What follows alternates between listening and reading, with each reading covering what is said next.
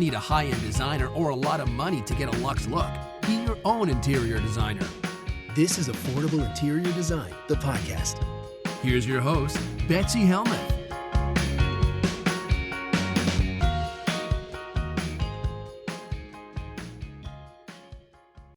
My question comes from Kristy. She's writing all the way from sunny Los Angeles.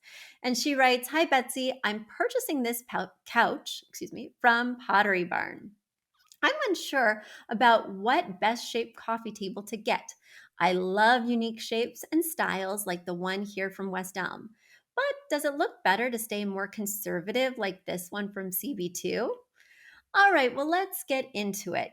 Typically, I don't choose a coffee table based on the couch. Actually, I want to put a pin in that. I'll come back to that.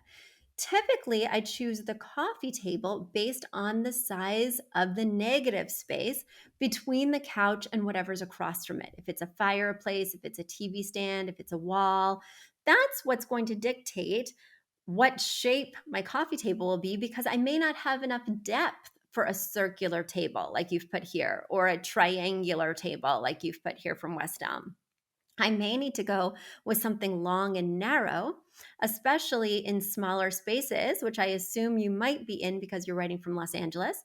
So oftentimes I'll need to stick to rectilinear or a very narrow oval. I tried to combine those two, narrow and oval, and I got navel. Okay.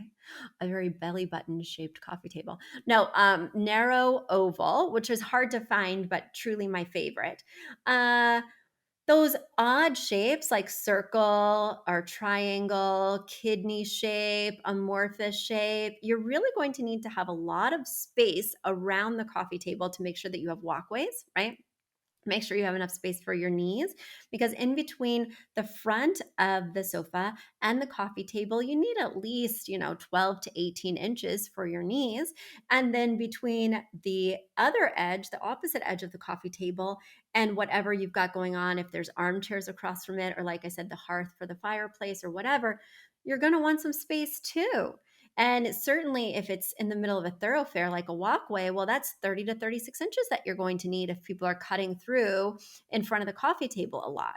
These are all things to take into consideration. First, I do the math, what actually fits well, and then I go for the look. What stylish kind of thing could I do? Because even if you get like a boring rectilinear coffee table, it might have a really cool base, or it might have tiers so that you can style the bottom very uniquely. I want to go back to that asterisk that I mentioned earlier, which says that the coffee table is not contingent on the sofa selection. And in a way, that's totally true. It's about the spatial relationships. But I do make sure that the height of the sofa seat is the same as the height of the coffee table, or the coffee table could be 2 inches less than the height of the sofa seat. And you're saying to me, Betsy, where am I going to find the height of the sofa seat? Well, if you just go to the dimensions on the websites, it'll typically give you length, width, and height of the entire sofa.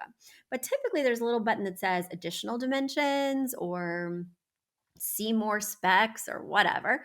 And then it will give you the height from the floor to the seat of the sofa. At a place like CB2, Beau Concept, Ligne Rosé, it can be very low to the ground, like 15 inches. And then you're going to need a low coffee table, right? That's going to be 15 inches or 13 inches, somewhere within that range. The typical height of a sofa seat is 18 inches. So we want a coffee table that's between 16 and 18.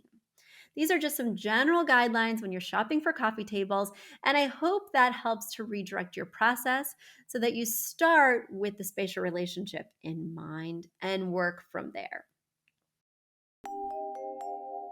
A big thank you to Aton and the Embassy, who wrote our theme song. A shout out to Catherine Heller, who owns the podcast shop and is our editor extraordinaire.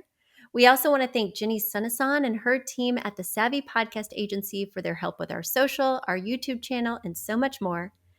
We also want to thank Uploft, which is our parent company who supports this podcast. And lastly, we owe a huge debt of gratitude to you. Thank you so much for tuning in and for all your support.